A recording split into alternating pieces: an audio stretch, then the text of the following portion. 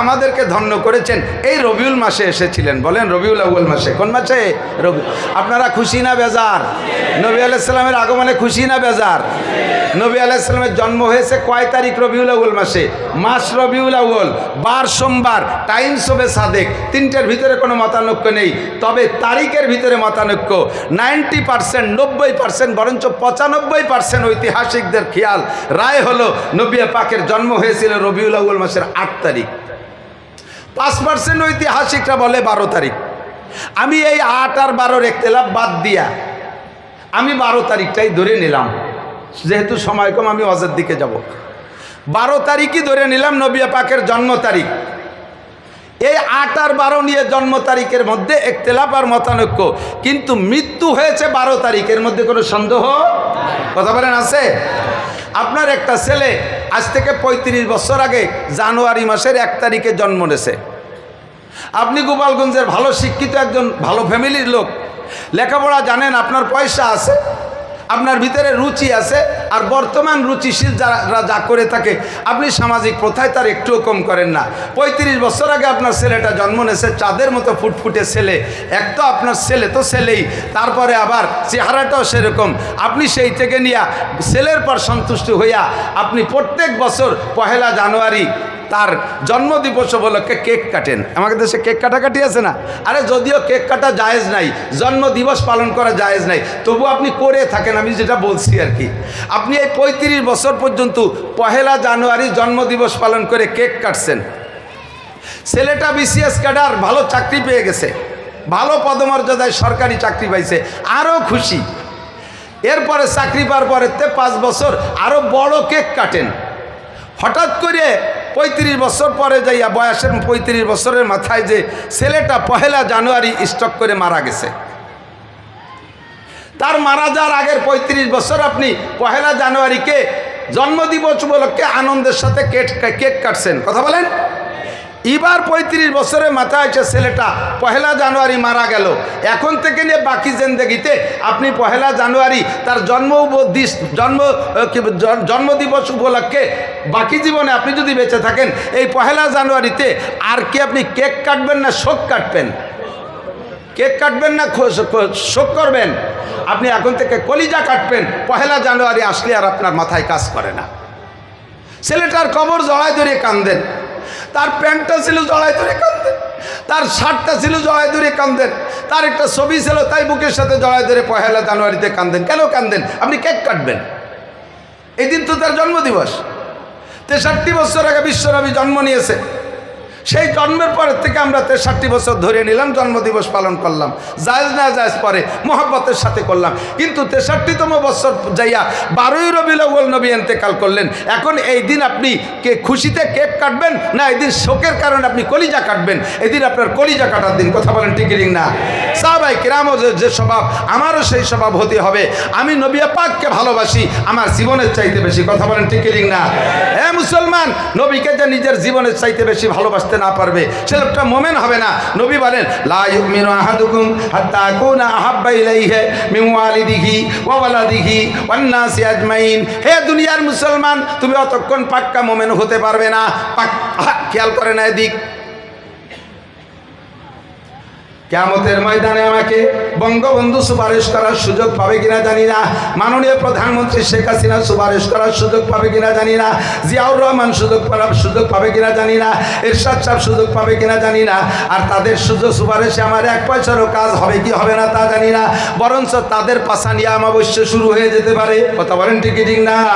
যেই ব্যক্তির সুপারিশ ছাড়া একটা পর্দে বসারও একজন মানুষও 1 কদম সামনে বাড়বেন না, জান্নাতে যাইতে পারবেন না, তিনি হলেন বিশ্বনবী মুহাম্মদুর রাসূলুল্লাহ সাল্লাল্লাহু আলাইহি ওয়াসাল্লাম।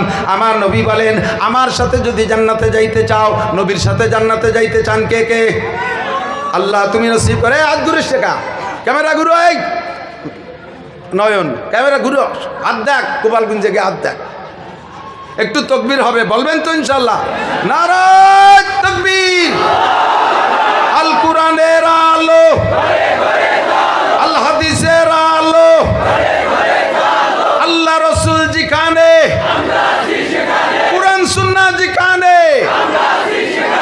আলেম উলামা যেখানে, আলেম নাই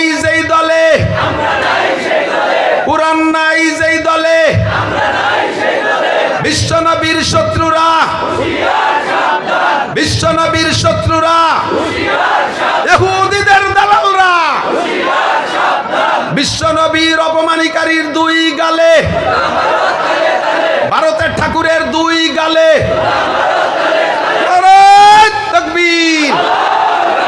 জাযাকুমুল্লাহ। আল্লাহ তাআলা এই হাতগুলোকে কাবার গায়ে পৌঁছায় দিক। এই হাতগুলো নবীর রওজা স্পর্শ করার তৌফিক দান করুন। মক্কা মদিনার জমিনে হাত রাইখা সিজদা দিয়ে নামাজ পড়া তৌফিক দান করুন।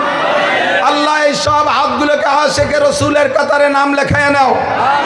আল্লাহ এই হাত সবাই তোমার রসুলকে তার জীবন নিজের জান মাল মা বাপের চাইতে বেশি ভালোবাসে, এই ভালোবাসা তুমি কবুল করে নাও। নবী পাক বলেন, তুমি মোমেন হতে পারবা না, আমার সুপারিশ পাইবা না, হাউজে কৌসার পাবা না, আমার সাথে দেখা হবে না, হাসরের মাঠে তোমার সাথে আমার দেখা হবে না, যদি তুমি আমাকে তোমার জানের চাইতে, তোমার মালের চাইতে, তোমার আব্বার চাইতে, তোমার সন্তানের চাইতে বেশি ভালোবাসতে না পারো, যদি এই ভালোবাসা আমাকে না দিতে পারো, লা ইউমিনু আহাদুকুম, তোমরা কেউ মোমেন হতে পারবা না। ও দোস্ত, আমার নবীকে ব্যঙ্গচিত্র করে দুঃখর বলে, দুঃখ আমি ভাষায় ব্যক্ত করতে পারি না, বড় দুঃখ লাগে। এই ভারত হয়েছে, ইন্ডিয়া হয়েছে, সমস্ত ভেজালের গুরু, ভেজালের ইন্ডাস্ট্রিজ। গুলাম আহমদ কাদিয়ানি নবীর এগেনস্টে নবুয়তি দাবি করছে। ওর বাড়ি কি মক্কা? ওর বাড়ি কি মদিনা? ওর বাড়ি কি বাংলাদেশ? গুলাম আহমদ কাদিয়ানির বাড়ি ইন্ডিয়া। কোন জায়গা? ধরে কোন জায়গা? বাংলাদেশে যত ভণ্ড পীর আছে, যত মাজারপন্থী আছে, সমস্ত মাজারপন্থীদের প্রোটেকশন হয়েছে ইন্ডিয়া থেকে। খাদ্যের ভিতরে যে ভেজাল, এই যে ফরমালিন টরমালিন সব কিন্তু আছে ইন্ডিয়াতে। কতক্ষণ? খাদ্যের ভেজাল, ধর্মের ভেজাল, ইমানের ভেজাল, ইসলামের ভেজাল, শরীয়তের ভেজাল, সব জায়গায় ভেজাল সৃষ্টি করে ওরা। আর পিরাই আইসা কিছুদিন আগে এক মহিলা এক উদ্ভট কথা বলিয়া সারা দুনিয়ার মুসলমানকে জ্বালাই দিয়েছে। আবার বর্তমানে আইসা এই যে কি ওর নাম কি, রামগিরি। হ্যাঁ, রামগিরির সাথে আর একটা উপাধি যেন কি আছে, হযরত মাওলানা রামগিরি লানাতুল্লাহি আলাল কাযিবিন। মূর্তি বানাইয়া মুহাম্মদুর রাসূলুল্লাহ নামে মূর্তি বানাইয়া সে মূর্তিটার নাক সে ভেঙে ফেলাই। মুহাম্মদ রে মারলাম। তোমাদের দেবদেবী যেমন তারে লাইতলি চলালি যেমন কথা কয় না, তুমি সেই রকম মনে করো। আরে তোমাদেরগুলো আরে এতদিন বলি নাই, এটা আমাদের দায়িত্ব না, এটা আমাদের বলা নিষেধ। মুসলমানদের কটাক্ষ করে তাদের ধর্মীয় অনুভূতিতে আঘাত করা, এটা ইসলামের নিষেধ আসছে।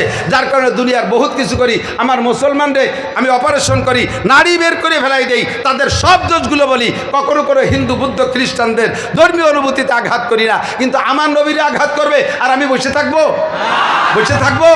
এবার কিছু আমার বলার অধিকার আছে না নাই? দায়িত্ব আছে, অধিকার আছে। কথা বলেন ঠিক না? আল্লাহু আকবার। রাস্তায় দাঁড়ায় এক মুসলমান, সে সর্বক্ষণ মূর্তির এত ভক্ত, কাঁধে করে রাখে। যে জায়গায় যায় নামাইয়া তাকে কিছু প্রণাম করে তারপরে সে কাজে হাত দেয়। কন্ট্যাক্ট পাইছে ওই জায়গায় মূর্তিরে রাখে, সেখানে সেবা টেবা দিয়ে তার ইবাদত করে তারপরে কন্ট্যাক্টের কাজে হাত দেয়। আল্লাহু আকবার। তো এ সব জায়গায় এই মূর্তিরে গাড়ে করে রাখে, আর কোনোদিনও আল্লাহর নামও তার জবানে আসে নাই। সেই আমলে সেই মানে প্রথম সময় ইসলামের। এবার মূর্তিরে গাড়ে করে নিয়ে যাইতে রাস্তায় দিয়ে চলতে এক জায়গায় ধর পেশাব আইছে। তো মূর্তিরে গাড়ে হয়ে বসে, তার পেশাব করলে পেশাব ক্লিয়ার হয় না। এই যুবকরা দিক থাকা, মোবাইল হাতে পেশাব পায়খানা যাবা না, তাহলে কিন্তু ক্লিয়ার হবে না। ওই দান্দায় তোমার ও পেটটা সাফ হবে না, পরিষ্কার। তো মূর্তি গাড়ে থাকলে পেশাব পায়খানা ক্লিয়ার হবে না। ও মূর্তিরে রাস্তার পাশে নামাই থুইয়া এবার পেশাব করতে বসছে। পেশাব করে উঠে আসে, দেখে যে কুত্তু একটা যাইয়া বগল উচরে কুত্তর সেই মূর্তির আগাগুলা স্প্রে করে দিছে, আর মাথায় মারিয়ে দিছে আর শেষ পর্যন্ত। আল্লাহু আকবার। ওর গেছে মিজাজ খারাপ হইয়া, কুত্তর পর মিজাজ খারাপ হই নেই, মিজাজ খারাপ হয়েছে ওর দেবতার উপরে। আরে তোর কি ক্ষমতা আছে? তুই আমারে কি উপকার করবি? তোর নাক মুখ বইরে কুত্তই মুচিয়ে দিল, তাই তুই ঠেয়াতে পারলি না। আর আমারে যদি কেউ কিছু করে, তুই আমার কি উপকার করবি? কথা বলেন ঠিক না? তোর কি উপকার, কি ক্ষমতা আছে? আরবিতে এই মূর্তিরে বলে সনাম। কি কয়? সনাম। ওরা জিকির করে, আমরা জিকির করি। বলেন আল্লাহ আল্লাহ আল্লাহ আল্লাহ আল্লাহ আল্লাহ আল্লাহ আল্লাহ আল্লাহ আল্লাহ। ও দোস্ত, ওরা কয় সনাম সনাম সনাম জিকির করে।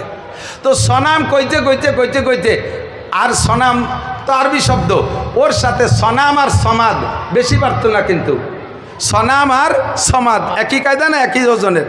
ওই সনাম কইতে হঠাৎ করে মুখ দিয়ে বেরিয়ে গেছে সমাদ। একবার অনলি একবার সমাদ। সমাদ কার নাম? আল্লাহুস সামাদ। বলেন আল্লাহুস সামাদ। কুল হু আল্লাহু আহাদ আল্লাহুস সামাদ। বলো ওই আল্লাহ এক একক, ওই আল্লাহ অমুখাপেক্ষী, ওই আল্লাহ কারো কাছে ঠিকানা, আমার আল্লাহ কারো কাছে ঠিকানা। সমাদ শব্দ মুখ দিয়ে বেরোয় গেছে, ইচ্ছাকৃতভাবে বলে নাই, ভুল ক্রমে বেরোয় গেছে। সঙ্গে সঙ্গে উপর থেকে আওয়াজ আসছে, লব্বাইক ইয়া আবদি লব্বাইক ইয়া আবদি। ও বান্দা তুমি আমারে কি মনে করে ডাক দিলা? আরে মানুষের শব্দ টের পাওয়া যায়, মানুষের আওয়াজ বোঝা যায়, আর উপর থেকে যে আওয়াজটা আসছে দুনিয়ার কোনো মানুষের কণ্ঠের সাথে মেলে না। একটা অপরিচিত শব্দ অপরিচিত কণ্ঠে আসছে, লব্বাইক ইয়া আবদি লিমা দাওতানি। ও বান্দা তুমি আমারে কেন ডাকলা? উপরের দিক তাকায় দেখে কেউরে দেখে না, ভিতরে হাল পরিবর্তন হয়ে গেছে। এবার কয় আল্লাহু আকবার। আরে সমাদ তো শুনেছি মুসলমানদের কাছে এটা তাদের আল্লাহর নাম। আরে যারে কোনোদিন ডাকি না, আরে যারে কোনোদিন ডাকি না, ভুল ক্রমে একবার মুখ দিয়ে বেরোয় গেল, সে আমার ডাকটা শুনলো। আর যারে 80 বছর পর্যন্ত সামনে বসায় সনাম সানাম করে ডাকি, একটা বারও সে ফিরে আমার দিক তাকায় না, সে আমার একটা ডাকের সাড়া দেয় না। কাজেই যারে না ডাকলেও শোনে সেই আমার রব, যারে ডাকলেও জবাব দেয় না ও কখনো আমার রব হইতে পারে না। ও মুসলমান, বুঝলে না কোন পদমর্যাদায় দুনিয়ায় জন্ম নিয়েছো? বিশ্বনবী মুহাম্মদুর রাসূলুল্লাহ সাল্লাল্লাহু আলাইহি ওয়াসাল্লামের ইন্তেকালের দিন 12ই রবিউল আউয়াল। ইতিহাস ওই পশ্চিমেরা ইসরায়েলি রওয়ায়াতে ইতিহাসে বিকৃত কইরা আমার নবীর সাথে গোটা মুসলমানকে একটা শত্রুতায় সৃষ্টি করেছে। ইতিহাস বিক্রি কইরা 8ই রবিউল আউয়াল নবীর জন্ম তারিখকে একেবারে গায়েব করে দিয়া 12ই রবিউল আউয়াল জন্ম দিবস, 12ই রবিউল আউয়াল মৃত্যু দিবস, মৃত্যু দিবসটাকে ঈদে মিলাদুন নবীর নাম দিয়া জন্ম তারিখকে প্রাধান্য দিয়া আমাদেরকে দিয়ে ঈদ করায়, আনন্দ করায়। যেদিন আমি শোক করব সেদিন আমাদেরকে দিয়ে আনন্দ করায়। ইন্না লিল্লাহি মালাইকাতান সায়াহিনা ফিল আরদে ইউবাল্লিগুনি সালাম মিন উম্মতি। নবী পাক বলেন মান সাল্লাল্লাহু আলাইহি ইনদা কবরি। আমার দিক নবী পাক বলেন মান সাল্লাল্লাহু আলাইহি ইনদা কবরি, যে আমার কবরের কাছে এসে সালাম দেয়, যে আমার কবরের কাছে এসে সালাম দেয়, সামিতুহু আমি ওইটা শুনি। কন্যা সুবহানাল্লাহ। হায়াতুন নবী শুয়ে আছে সোনার মদিনায়, কবরে নবী জিন্দা। যদি কেউ কবরের কাছে যে সালাম দেয় নবীকে আমি শুনি। আমান সাল্লাল্লাহু আলাইহি নায়ান, যদি কেউ দূর থেকে সালাম দেয় ওইটা আমি শুনি না। আমি মানবিক যোগ্যতায় জীবদ্দশায় যতটুক দূর থেকে ডাকলে শুনতাম, কবরে যাওয়ার পরে অতটুক দূর থেকে ডাকলে শুনি। যতটুক দূর থেকে সালাম দিলে শুনতাম, কবরে যাওয়ার পরে অতটুক দূর থেকে সালাম দিলে শুনবো। আরে আমি মদিনায় বৈশা বাংলাদেশের সালামের আওয়াজ আমি জীবদ্দশায় শুনতাম না। কাজেই মরার পরও বাংলাদেশের থেকে সলাত সালাম পাঠাইলে ওইটা আমি নিজ কানে শুনবো না। তবে আমার কাছে উবলিগ তুহু, এই দুরুদ ও সালাম আমার কাছে পৌঁছাই দেওয়া হবে। সাহাবায়ে কেরাম বললেন মা ইউবলিগুকা সালাম ইয়া রাসূলুল্লাহ, আপনার কাছে দুরুদ ও সালাম কারা পৌঁছাই দিবে? নবী পাক বলেন ইন্না লিল্লাহি মালাইকাতান সায়াহিনা ফিল আরদি ইউবাল্লিগুনি সালাম মিন উম্মতি। কোটি কোটি পর্যটক ফেরেশতা ভ্রমণ করে, তাদের আর কোনো দায়িত্ব নাই। ওদের দায়িত্ব হলো কে কোন জায়গা থেকে দুরুদ ও সালাম পড়ে ঠিকানা সহ তারিখ সহ আমার কাছে পৌঁছাইয়া দেয়। আর পৌঁছানোর সঙ্গে সঙ্গে আমি আমার উম্মতের নামে সালামের জবাব পাঠাইয়া দেই। মান সাল্লাল্লাহু আলাইহি মাররা সাল্লাল্লাহু আলাইহি আশারা মাররা, আমার উপরে একবার দুরূদ শরীফ পড়লে আল্লাহ তার উপরে 10টি রহমত নাজিল করে। আমার নবীর উপরে 12ই রবিউল আউয়াল নবীর জন্য, নবীর শানে আর আমাদের আনন্দের কিছুই নাই। 63 বছর আনন্দ ছিল, 35 বছর ছেলের নামের কেক কাটছি, মরণের পরে আর কেক কাটি না, এরপরে কলিজা কাটি। 63 বছর জন্মদিবস উপলক্ষে যা করছি না করছি, 63 বছরের পরে যায় যখন ইন্তেকাল হয়ে গেছে, এটা 12ই রবিউল আউয়াল নির্দিষ্ট। কাজেই এই তারিখে আর আমাদের ঈদ আর আমাদের আনন্দর কিচ্ছুই নাই। সমস্ত আনন্দকে ধুলায় মিশাই দিয়ে আমাদেরকে এতিম করে চলে গেছেন নবী। কাজেই 12ই রবিউল আউয়াল সামনে থেকে আমরা ঈদ করব না শোক করব? সকলে জবানে বলতে হবে ঈদ করব না শোক। গোপালগঞ্জ থেকে আমি এইটাকে চালু করতে চাই, ঈদ করব না শোক করব। কথাকে আমি বুঝাইতে পারছি? যদি বুঝে থাকেন তাহলে সামনের থেকে ইনশাল্লাহ সিদ্ধান্ত এভাবেই আসবে। এই মাসের জুমার দিনের পরে সপ্তাহের প্রথম রাত। আজকে আপনারা বড় বড় উলামায়ে কেরাম পেয়েছেন, বড় বড় উলামায়ে কেরাম পেয়েছেন, বলেন না আলহামদুলিল্লাহ। আমি বড় না, আমি তো ঘর কি মুরগি ডাল বরাবর। যাদের পাইছেন তারা অনেক বড়, এরা কিভাবে সংগ্রহ করছে জানি না। আমি তো বক্তা মানুষ, সব বক্তাকে সাথে ওয়াজ করি, অথচ এদেরকে আমি আমার মাদ্রাসায় সংগ্রহ করতে পারি নাই। ইমাম সাহেবকে এবং মাদ্রাসার বড় হুজুরকে আমি অসংখ্য ধন্যবাদ জানাই। বাকি একটা কথা মনে রাখতে হবে, আল হক মুররুন, হক জিনিস একটু তিতে হয়। যে ঔষধগুলো তিতে বেশি, ওই ঔষধগুলোর কাজ বেশি, আর কাজের ওষুধে তিতেও একটু বেশি হয়। কথা কন ঠিক না? তাই বলে কি তিতে ওষুধ হলেই খাবেন না নাকি? তাহলে তো মরবেন, বাঁচতে পারবেন না। মনে রাখতে হবে আমরা গোপালগঞ্জে আমাদের আদর্শ, ইসলামী আদর্শর গুরু হলেন সদর শাহ হুজুর রহমতুল্লাহ আলাইহি, ঠিক না? আমাদের ধর্মীয় গুরুকে শামসুল হক ফরিদপুরি, একটু বলেন না, শামসুল হক ফরিদপুরি রহমতুল্লাহ আলাইহি, তাই তো নাকি বলেন? উনি আসছেন বিদায় এত মাদ্রাসা আল্লাহ পাক আমাদেরকে দিয়েছে। কত মাদ্রাসা পাইছেন জানেন? গোপালগঞ্জ জেলায় 5 থানায় মহিলা এবং পুরুষ মাদ্রাসা দিয়া টাইটেল পর্যন্ত সরকার যাকে এর মান দিয়েছে, এই টাইটেল পর্যন্ত মাদ্রাসা 30টেরও বেশি। একমাত্র ঢাকা জেলা ছাড়া বাংলাদেশের কোনো লোকাল জেলায় এত দাওরায়ে হাদিস মাদ্রাসা নাই।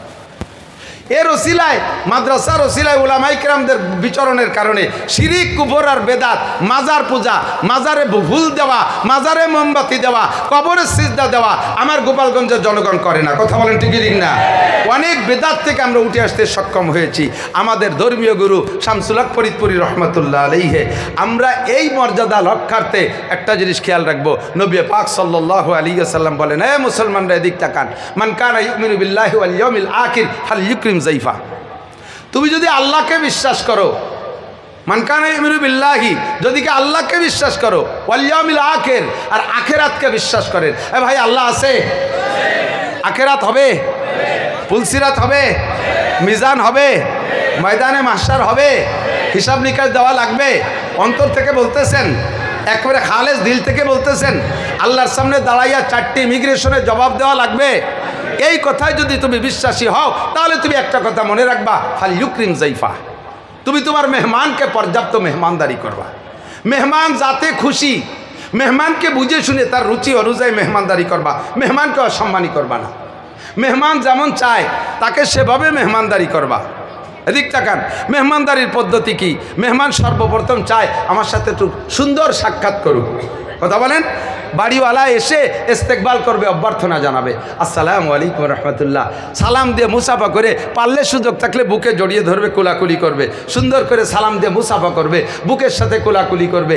এরপর বাড়ির যাকে মেহমান যাকে যেখানে নেওয়ার মতো তারে সে জায়গা নিয়ে বসাবে। এরপরে মেহমানের রুচি জিজ্ঞেস করবে। এখন আপনি বেতাকাল্লুফ, কোনো বানাউট ছাড়া আপনি বলেন আপনার রুচিতে কি চায়। এইভাবে হযরত ইব্রাহিম খলিলুল্লাহ আলাইহিস সালাতু ওয়াস সালাম একটা গল্প আমার মনে পড়ে গেছে।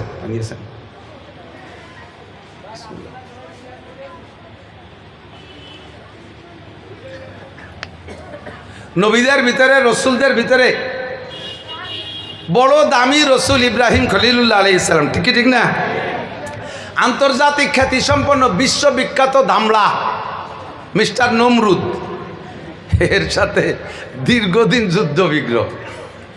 আল্লাহ তাআলা ইব্রাহিম আলাইহিস সালাম রে এমনভাবে কষ্টি পাথরে যাচাই করে নবী রসুল হিসেবে গ্রহণ করেছেন যে 30টা পরীক্ষা করছেন ইব্রাহিম আলাইহিস সালামকে আল্লাহ তাআলা, আর 30টা পরীক্ষায় পাস। কোন সুবহানাল্লাহ। আল্লাহ নিজেই বলেন, ওয়াইদিব তালা ইব্রাহিম রাব্বুহু কালিমাতিন ফাতাম্মাহুন্না, আমি আমার ইব্রাহিম রে অনেক পরীক্ষা নিয়েছি, সমস্ত পরীক্ষায় সে পাস করেছে গোল্ডেন এ প্লাস। এই পাশের কারণে, ইব্রাহিম আলাইহিস সালামের এই যোগ্যতার কারণে ইব্রাহিম আলাইহিস সালামকে আল্লাহ তাআলা অন্য নবীদের চাইতে আলাদা একটা পদ দিয়ে দিয়েছেন, সেটা হলো খলিলুল্লাহ। বলেন কি? আরবিতে খলিল মানে বন্ধু। এদিক দোস্ত, বাংলায় আমরা দোস্ত বলি, বন্ধু বলি, বিভিন্ন ভাষা বলি। আরবিতে দোস্ত বন্ধু বোঝানোর জন্যে রফিক, সদিক, খলিল, হাবিব 4টে শব্দ। রফিক, সদিক, খলিল, হাবিব। কোন নবীকে আল্লাহ তাআলা সদিক বলতে পারেন, কোন নবীকে আল্লাহ তাআলা রফিক বলতে পারেন। ইব্রাহিম আলাইহিস সালামকে আল্লাহ তাআলা একেবারে কাছে নিয়ে গেছে, খলিল মানে ক্লোজ ফ্রেন্ড, নিকটতম বন্ধু। আর খলিলের উপরে আর একটা ক্লাস আছে সেই বন্ধুত্বের, সেটা হলো হাবিব। সেটা কি? তো ইব্রাহিম খলিলুল্লাহ, মুহাম্মদুর রসুল্লাহ, হাবিবুল্লাহ। টুকার না, মুহাম্মদুর রসুল্লাহ, হাবিবুল্লাহ। আমাদের নবী আল্লাহর হাবিব। আরও নিকটে। ইব্রাহিমুল খলিলুল্লাহ আল্লাহর নিকটতম বন্ধু, তবে আরশে আজিমে উঠতে পারে নাই, আসমানে যাইতে পারে নাই, আল্লাহ পাকের সাথে দেখা করতে পারে নাই। আমার নবী আপনার নবী আল্লাহর হাবিবুল্লাহর বদৌলতে নবী পাক সাল্লাল্লাহু আলাইহি ওয়াসাল্লাম বলেন, রাআইতু রাব্বি লাইলাতা উসরিয়াবি আশরা মাররা বিগাইরি হিজাব। মেরাজের রাত্রে আমি আল্লাহ পাকের সামনে বইসা, মা কানা বাইনি ওয়া বাইনাল্লাহি হিজাব, আমার মাঝে আর আল্লাহর মাঝে কোনো পর্দা ছিল না। আমি আমার রবকে ওই রাত্রে উইদাউট পর্দা, বিনা পর্দায় একে একে আমার এই চোখ দিয়ে 10 বার দেখেছি। হাবিবুল্লাহ ইব্রাহিম খলিলুল্লাহ, এটাও কম না। ইসমাইল জবিহুল্লাহ আলাইহিস সালাম, ইব্রাহিম আলাইহিস সালামের ছেলে, ইব্রাহিম আলাইহিস সালামকে জিজ্ঞেস করছেন, আব্বাজান সব নবী যা করে আপনিও তাই করেন, উম্মতরে কলেমার দাওয়াত দেন, হক কথা বলেন আর না হক বাতিলের থেকে ফিরতে বলেন, সৎ কাজের আদেশ দেন, অসৎ কাজের নিষেধ করেন। সব নবীও যা বলে আপনিও তাই বলেন, সব নবীও যা করে আপনিও তাই করেন। কোনো নবীকে আল্লাহ তাআলা খলিল বললেন না, আল্লাহ পাক আপনাকে খলিল বললেন। আপনার কি যোগ্যতা, আপনার কোন কারণে আল্লাহ খলিল বললেন, আমাদের খেয়াল করতে হবে কথা। তো ইব্রাহিম খলিলুল্লাহ আলাইহিস সালাম বললেন, সম্ভবত আমার 3টে গুণ আল্লাহর পছন্দ হয়েছে, এর কারণে আল্লাহ আমাকে খলিল বলেছেন। বলেন আব্বা 3টে গুণ কি? 1 নম্বর গুণ হলো, আমি কখনো মেহমান ছাড়া খানা খাই না। আমি কখনো মেহমান ছাড়া খানা খাই না। মেহমান পাইলে খানা খাই, নইলে খানা নিয়ে বসে থাকি, অক্ত চলে গেলেও আমি খাবো না, মেহমান না আসলে খাবো না। এইটা হলো আমার 1 নম্বর স্বভাব। সূরা জারিয়াতের ভিতরে আসছে, তাফসীর দেখবেন, সূরা জারিয়াত কয় নম্বর পারা হবে সাপরা? 26 নম্বর পারা সূরা জারিয়াত। বলে দিলাম, আপনি যে তাফসীর দেখতে পারেন, তাফসীরে মারবুল কোরআন দেখলে আপনার সহজ হবে। ওর ভিতরে আসছে, ইব্রাহিম আলাইহিস সালাম পরপর 3 দিন মেহমান পায় না, খানা খায় না। ওক্ত মতো খানা রান্না হয়, বসে থাকে, কেউরে পায় না, একটা বিলেইও পায় না, একটা কুত্তও পায় না, তো তার সাইডে দিয়ে খাবে। অবশেষে ক্ষুধায় ক্লান্ত হয়ে গেছে। আর সে আজিমের মালিকের পক্ষ থেকে লেখা আছে আরও 2 দিন মেহমান বরাদ্দ নাই। এই 2 দিন ইব্রাহিম না খেয়ে থাকলে কষ্ট হবে। এই জন্য আল্লাহ তাআলা ইব্রাহিম আলাইহিস সালামকে খাওয়ানোর জন্য 8 জন ফেরেশতা পাঠাইছে, জিবরিল সহ। মানুষের রূপ ধারণ করে আইসা জিবরিল আলাইহিস সালামের সামনে এসে সালাম দিয়েছে, আসসালামু আলাইকুম নাহনু জুয়ুফুক, আমরা আপনার মেহমান, সালাম দিয়েছে। ইব্রাহিম আলাইহিস সালাম খুশিতে একেবারে আত্মহারা হয়ে গেছে। তাহলে আজকে খেতে পারবো, মেহমান আসছে, আমি মেহমান নিয়ে খানা খাবো, বড় খুশি। যেহেতু মানুষ মেহমান, মানুষের যে রুচি তাদেরও সেই রুচি। আর আরব দেশের স্বভাব হলো, ভালো মেহমান ভিআইপি মেহমান হলে তাদের জন্য ইন্তজাম হয় আস্ত দুম্বা, আস্ত ছাগল, আস্ত বাছুর জবাই করে ভুনা করিয়া আস্ত নিয়ে সামনে দিয়া, এটা তাদের একটা ঐতিহ্য। আমাদের দেশে যেমন বিরিয়ানি পোলাও ঐতিহ্য। তো ওই আস্ত গরু দেবে বিদায়, ছাগল নাই ঘরে, গোয়ালি যাইয়া দৌড়ে যে মুহূর্তের ভিতরে বাছুর একটা জবই দিয়ে শুলিয়ে স্ত্রীকে দেশে তাড়াতাড়ি ভুনা করে দাও। মুহূর্তের ভিতরে, অল্পক্ষণের ভিতরে, নবী আলা মৌজেজা, অল্পক্ষণের ভিতরে ভুনা হয়ে গেছে, মেহমানদেরকে সামনে দেশে নিয়ে সামনে করে নিয়ে বসছেন। উনি তো ক্ষুধার্ত, উনার দিক দিয়ে উনি খায়, উনি খেয়ে যাচ্ছে, নিচে হয়ে উনি খেয়েই যাচ্ছে। কিন্তু মেহমানরা বাছুরির গায়ে হাত দেয় আর মুখে হাত দেয়, অথচ গোস্ত ছেড়ে না, খায় না।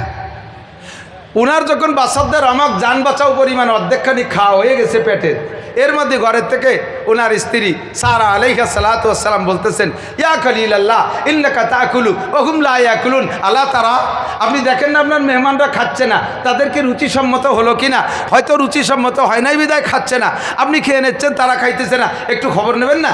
চোখ তুলে দেখে যে সত্যি তাদের পাশে সে বাছুর ছেড়েই নেই। উনি এখন ভয়তে কম্পিত, তাহলে কি আপনাদের রুচিসম্মত মেহমানদারি, আমি নবী হয়ে আপনার মেহমানকে আমি রুচিসম্মত মেহমানদারি করতে পারলাম না, আমি আল্লাহর কাছে কি জবাব দেবো? উনি এভাবে কম্পিত। লিমা আল্লাহ তাকুলুন ফাল মা আল্লাহ তাস্তাহুন, এটাকে আপনাদের পছন্দ হয় নাই, কেন খাচ্ছেন না? জিবরিল আলাইহিস সালাম দল নেতা, উনি বলতেছেন, ইন্না লা নাকুলা ওয়ালা নাশরাবা, আমরা খাইও না, পানও করি না। খালি আজকে খাই না তা না, কোনো দিন খাই না, বিগত কোনো দিন খাই নাই, সামনে আল্লাহ বাসালি কোনো দিন খাবো না, আমরা কোনো সময় খাই না। তাহলে ফাআলান্তুম, তোমরা কেমন মানুষ যে খাও না আর বেঁচে থাকো? তোমাদের পরিচয় কি? জিবরিল আলাইহিস সালাম জবাব দিলেন, নাহনু মালাইকাতুল্লাহ। জোরে কোন সুবহানাল্লাহ। আমরা ফেরেশতা খাই না। তাহলে এই অভিনয়টা আপনারা কেন করলেন? আমি মেহমান ছাড়া খানা খাই না। তো জিবরিল আলাইহিস সালাম বললেন, আল্লাহ পাক আপনার এই গুণটাকে এত ভালোবেসেছেন, এত পছন্দ করেছেন যে আপনি মেহমান ছাড়া খান না, অথচ কলমে লেখা আছে আরও 2 দিন মেহমান পাবেন না। তাহলে সে 2 দিনও না খেয়ে থাকলে কষ্ট হবে। আপনাকে খানা খাওয়ানোর জন্য আল্লাহ পাক আপনার এই গুণটাকে পছন্দ করে আমাদেরকে মেহমান হিসেবে পাঠিয়ে দিয়েছে। ইব্রাহিম আলাইহিস সালামের ইন্তেকালের আগে ওনাকে বলছেন জিবরিল আলাইহিস সালাম, ইয়া খলিল আল্লাহ আতামুতাম তাহিয়া, ইব্রাহিম আপনি কি আরও অনেক দিন বেঁচে থাকতে চান নাকি মরার জন্য প্রস্তুত আছেন? ইব্রাহিম আলাইহিস সালাম জবাব দিলেন, এনি টাইম, এভরিডে, কোনো সকাল সন্ধ্যা নাই। আমি মালিকের সাথে সাক্ষাৎ, দোস্তের সাথে মরণ ছাড়া সাক্ষাৎ হবে না, কাজে আমি মরার জন্য প্রস্তুত আছি। তবে আমার একটা দাবি, সেটা হলো আমি যতদিন বেঁচে ছিলাম অতদিন মেহমান ছাড়া খাই নেই। আমি মরার পরও কিয়ামত পর্যন্ত মানুষ আমার মেহমান হবে, এমন একটা ট্রাস্ট, এমন একটা মেহমানখানা আমি খুলে রেখে যেতে চাই। এমন একটা মেহমানখানা খুলে রেখে যেতে চাই যেখান থেকে কিয়ামত পর্যন্ত মানুষ মেহমানদারি নেবে আর আমি তার সওয়াব পাবো। এমন একটা পদ্ধতি জিবরাইল আমারে যদি শিখাই দিতে, আমি ট্রাস্টটা খুলে রেখে যেতে পারলে আমি মরণের ভিতরে তৃপ্তি পাইতাম। জিবরিল আলাইহিস সালাম চলে গেছে আল্লাহর কাছে, যে বলতে, আল্লাহ তোমার খলিল তো মরার জন্য পাগল হয়ে গেছে, তবে সে একটা মেহমানখানা খুলে রেখে আসতে চায় যেই মেহমানদারিটা সমস্ত মানুষে গ্রহণ করবে। আরে ভাই এদিক তাকান, সিগারেটের কারখানা খুলে রেখে গেল, এ কি আমরা হুজুররা খাবো? মদের কারখানা খুলে রেখে গেল, মাদারুরা খাবে। গাজার কারখানা খুলে রাখলো, গাজাখোররা খাবে। ইয়াবা পার্টি ইয়াবা খাবে। সবাই খায় এমন কি হতে পারে? বাদ বাঙালিরা খায়, ওরা খায় রুটি। এক এক দেশের মানুষ এক একটা খায়। তো কি মেহমানদারি খুলে রেখে যাওয়া যায়? এই নিয়ে আল্লাহ পাকের কাছে প্রস্তাব পাঠাইছে জিব্রাইলের মাধ্যমে। আল্লাহ পাক বললেন, আরে যে যা খাক না খাক, একটা জিনিস সবাই খায়, সেটা হলো লবণ। এটা সবাই খায়। সে সময় পর্যন্ত দুনিয়ার নদ নদী সাগর সমুদ্রে লবণ ছিল না। আল্লাহ পাক জিবরিলকে বললেন, 1 মুঠ লবণ নিয়ে আমার ইব্রাহিমের হাতে দাও। ইব্রাহিম লবণটা হাতের মধ্যে রগড়াবে, এরপরে পানিতে ফেলে দাও। পানিতে ফেলার পরে মিকাইলের দায়িত্ব দাও, পানির মাধ্যমে সারা পৃথিবী মানুষের কাছে এই লবণ পৌঁছে দেবে। বিশ্বের যে যেখান থেকে পানির ভিতর থেকে লবণ তুলে বের করে খাবে, আমার ইব্রাহিমের মেহমান হবে।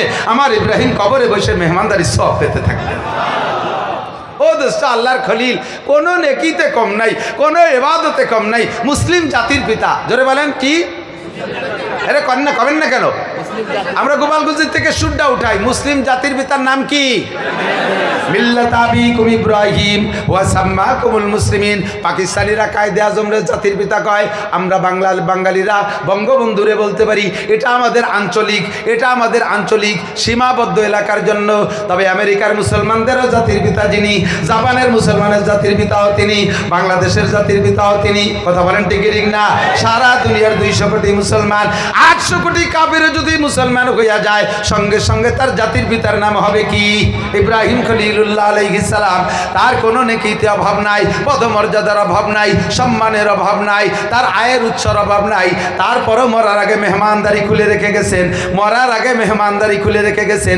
আমরা আপনারা লবণ খাই, বিস্কুটের মধ্যে লবণ আছে না নাই? কথা কান। ঝোল রান্না করি লবণ দিয়া, তারপরে তো তরি তরকারি সব কিছুর মধ্যে লবণ আছে। লবণ ছাড়া কোনো খানা খাই না। কম খাই বেশি খাই, একটা দানাও যদি খাই, ইব্রাহিম খলিলুল্লাহ তার নেকি পাইয়া যায়। অত বড় বুজুর্গ, অত বড় জলিলুল কদর নবী হইয়া সে যদি এরকম মরণের পরে কিয়ামত পর্যন্তর জন্য একটা সাদকায়ে জারিয়া, একটা স্থায়ী আয়ের উৎস খুলে রেখে যেতে পারে, তাহলে আমার আপনার কিছু দায়িত্ব আছে না নাই? কখন মরবো বলতে পারি না, কতক্ষণ বাঁচবো বলতে পারি না। কথা বলুন ঠিক না? নেকি যা করছি এতে কি হবে তা আল্লাহই ভালো জানে। যদি কষ্টি পাথরে মাপতে যাই, এখানে চেহারা দিকে বুঝতেছি। আমি মাঝে মাঝে বলি, যে যার ব্যবসা করে সে তার মাল দেখলি চেনে। কথা কন না? যারা এই যে বাজারে ছাগল জবাই দেবে আছে কসাই, ওর কাছে একটা তাজা ছাগল নিয়ে যাবে, বলবে নান্টু দেখ দিই ছাগলে কয় কেজি হতে পারে। নান্টু গলা চিপে ধরে কয়, কাকা 13 কেজি। তুই কি রে বুঝলি যে এই গলা চিপে ধরে 13 কেজি? কয়ে জবাই দিতে দিতে অভিজ্ঞতা হয়ে গেছে, গলা যদি একটুক মোটা হয় পিছনে 13 কেজি হয়। তো 10 বছর কষাইয়ের ব্যবসা করে যদি ছাগলের গলা চিপে ধরে পিছনে 13 কেজি বুঝতে পারে। আমি 30 বছর এই ওয়াজের ময়দানে কাজ করি। 92 সালে মৌলানা পাশ করছি। 2 বছর পরে তেল্লা একটু করে মাঠে নামাইছে। তো 30 বছর বাংলাদেশের কোনো জেলা থানা আমার যাইতে বাদ নাই, আর মানুষের চেহারা দেখতে বাদ নাই।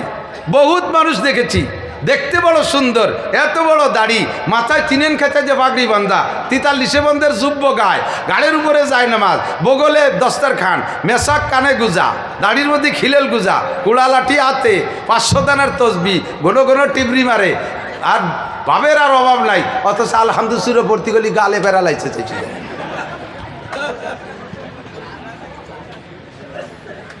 বহুত বড় আলেম কিন্তু লেখাপড়া জানে না।